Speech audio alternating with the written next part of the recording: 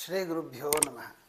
ನನ್ನ ಎಲ್ಲ ತತ್ಸಮ್ಮತ ಬಂಧುಗಳಿಗೆ ಸ್ವಾಗತವನ್ನು ಕೋರ್ತಾ ಏಪ್ರಿಲ್ ತಿಂಗಳ ಮೇಷರಾಶಿಯ ಭವಿಷ್ಯವನ್ನು ನೋಡೋಣ. ಲಗ್ನದಲ್ಲಿ ಶುಕ್ರನ ಯೋಗ, ಹಾಗಾಗಿ ಹಣಕಾಸಿನ ವಿಷಯದಲ್ಲಿ ಅನೇಕ ಅನುಕೂಲಗಳನ್ನು ತಾವು ಕಾಣಬಹುದು.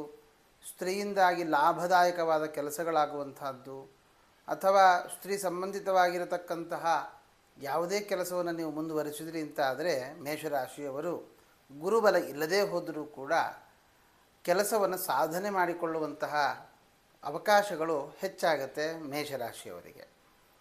ಹಣಕಾಸಿನ ವಿಷಯದಲ್ಲಿ ಅನುಕೂಲಗಳು ಕಂಡುಬಂದು ದ್ವಿತೀಯಾಧಿಪತಿಯಾದ ಶುಕ್ರನೇ ಲಗ್ನದಲ್ಲಿ ಬಂದಿರುವಂಥದ್ದು ಬಹಳ ಒಳ್ಳೆಯಿತು. ಲಗ್ನಾಧಿಪತಿಯು ಲಾಭದಲ್ಲಿರುವ ಕಾರಣ 1 ರೂಪಾಯಿಗೆ 100 ರೂಪಾಯಿ ಲಾಭ ಬರಬೇಕು ಅಂತ ಅಪೇಕ್ಷೆ ಪಡಬೇಡಿ. ಲಾಭ ಬಂದಷ್ಟನ್ನು ಸಂತೋಷವಾಗಿ ಸ್ವೀಕಾರ ಮಾಡಿ ಇನ್ನೊಂದಿಷ್ಟು ಸಂತೋಷದಾಯಕವಾದ ಸುದ್ದಿಗಳನ್ನು ನೀವು ಕೇಳಬಹುದು. ಆದರೆ ಪಂಚಮಾಧಿಪತಿಯಾದ ರವಿ ಮತ್ತು ಕರ್ಮಾಧಿಪತಿಯಾದ ಶನಿ ವ್ಯಯದಲ್ಲಿ ಬಂದಿರುವ ಕಾರಣ ಈ ಏಪ್ರಿಲ್ 16ನೇ ತಾರೀಕಿನವರೆಗೆ ಕೆಲವು ತೊಂದರೆಗಳನ್ನು ಕೆಲಸಕ್ಕೆ ಸಂಬಂಧಪಟ್ಟ ಹಾಗೆ ಮತ್ತು ಮಕ್ಕಳಿಂದಾಗಿ ಬೇಸರ ಆಗುವಂತಹ ಕೆಲ ಸಂಗತಿಗಳು, ಪ್ರಧಾನವಾಗಿ ಕೆಲಸದಲ್ಲಿ ಏನೇ ಕಿರುಕುಳ ಅಂತಕ್ಕಂತಹದ್ದು ಹೆಚ್ಚಾಗಿ ಕಾಣ್ತಾ ಇದೆ.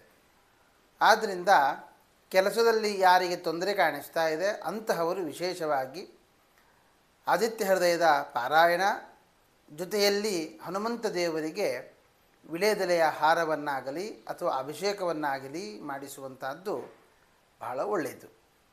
ವಿದ್ಯಾರ್ಥಿಗಳಿಗಾಗುವಾಗ ವಿದ್ಯಾಭ್ಯಾಸದಲ್ಲಿ ಅನುಕೂಲಗಳಿದ್ದಾವೆ. ಆಲಸ್ಯವನ್ನು ಪಕ್ಕಕ್ಕಿಟ್ಟು ಧೈರ್ಯದಿಂದ ಮುನ್ನುಗ್ಗಿ ಒಳ್ಳೆಯದಾಗುತ್ತೆ. ಅಣ್ಣ ತಮ್ಮಂದಿರ ಮಧ್ಯದಲ್ಲಿ ಒಳ್ಳೆಯ ಸಾಮರಸ್ಯ, ತಾಯಿಯ ಆರೋಗ್ಯದಲ್ಲಿ ಅನುಕೂಲಗಳಾಗುತ್ತೆ. ಆದರೆ ತಾಯಿಯ ಮಾನಸಿಕ ವೇದನೆ ತಾಯಿ ಹೇಳಿಕೊಳ್ಳೋದೇ ಇರುವುದರಿಂದಲೂ ಕೂಡ ಸ್ವಲ್ಪ ಸಮಸ್ಯೆ ಎದುರಾಗುತ್ತೆ. ಮನೆ ಖರೀದಿ ಇತ್ಯಾದಿಗಳು ಮುಂದಕ್ಕೆ ಹಾಕಿ ಸಂತಾನಾಕಾಂಕ್ಷಿಗಳಿಗೆ ಸದ್ಯಕ್ಕೆ ಸಂತಾನದ ಲಾಭವನ್ನು ಹೇಳೋದು ಕಷ್ಟವಾಗುತ್ತೆ. ಅಷ್ಟೇ ಅಲ್ಲದೇನೆ ತೊಂದರೆಗಳು ಕಂಡುಬಂದು ವೈದ್ಯರ ಚಿಕಿತ್ಸೆ ಇತ್ಯಾದಿಗಳ ಅವಶ್ಯಕತೆ ಇದೆ. ವಿವಾಹಾರ್ಥಿಗಳಿಗಾಗುವಾಗ ವಿವಾಹದ ಲಾಭವನ್ನು ಕಾಣಬಹುದು. ಆದರೆ ಗುರುಬಲ ಇಲ್ಲದ ಕಾರಣ ಹತ್ತಿರಕ್ಕೆ ಬಂದು ಬಿಟ್ಟು ಹೋಗುವ ಸಾಧ್ಯತೆ ಹೆಚ್ಚಾಗಿದೆ.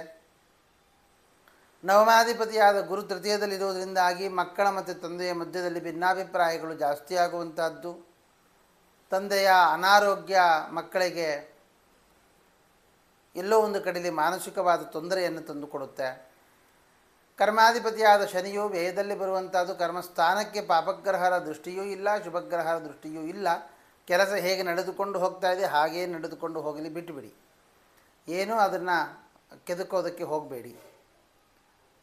ಲಾಭದಲ್ಲಿ ಲಗ್ನಾಧಿಪತಿ ಕೂತದ್ದು ರಾಹು ಮತ್ತು ಬುಧರ ಯೋಗ ಇರುವ ಕಾರಣ ಯಾವುದೇ ವಿಧವಾದ ಇನ್ವೆಸ್ಟ್ಮೆಂಟ್ ಇತ್ಯಾದಿಗಳನ್ನು ಮಾಡಬೇಕಾದಾಗ ಸ್ವಲ್ಪ ಜಾಗ್ರತೆಯಿಂದ ಇರುವುದು ಒಳ್ಳೆಯದು.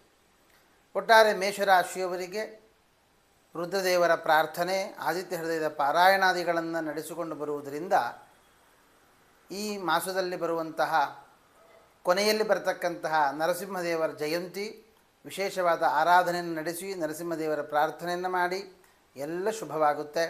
ಶ್ರೀಕೃಷ್ಣಾರ್ಪಣಮಸ್ತು.